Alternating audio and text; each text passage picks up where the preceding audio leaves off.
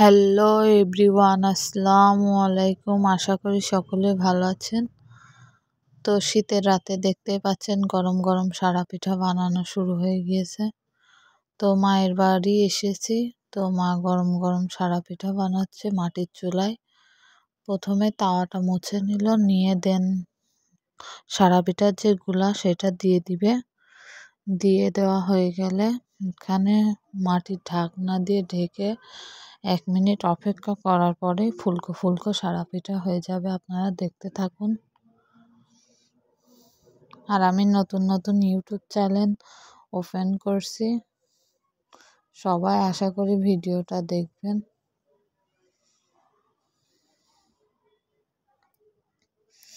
মাটির চুলা সারা পিঠাগুলো অনেক ভালো, সুন্দর হয়, ফুলকো ফুলকো হয়।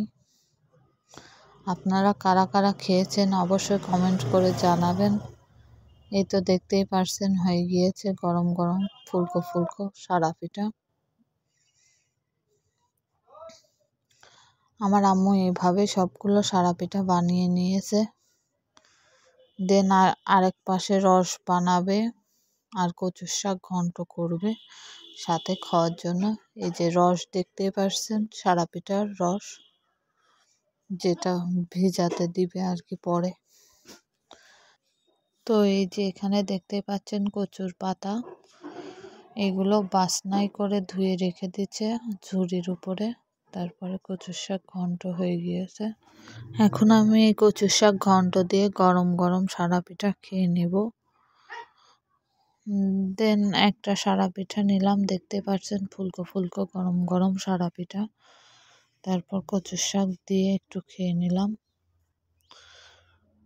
অনেক সুন্দর এবং মচমচে হয়েছে।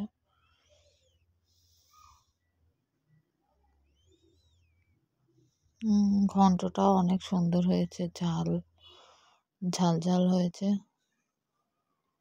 এরকম ঝাল ঝাল পছন্দ কার কার কমেন্ট করে জানাবেন। তো এইদিকে আবার সারা পিঠা আম্মু ভিজিয়ে দিয়েছে, সেটা দেখে ঢেকে রাখলাম, সকালে খাবো। তো সকাল হয়ে গিয়েছে, দেখতেই পারছেন কত সুন্দর ভিজে গিয়েছে।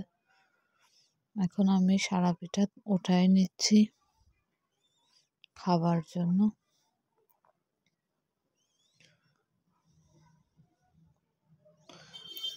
তো সুন্দর সুন্দর সারা পিঠাগুলো আমি বেছে নিলাম, নিয়ে দেন খাওয়া শুরু করব। কার কার সারা পিঠা পছন্দ আমার মতো ভেজানো এবং শুকনো কমেন্ট করে জানাবেন। এই তো দেখতেই পারছেন কত সুন্দর সুন্দর সারা পিঠাগুলো ফুলছে রসে,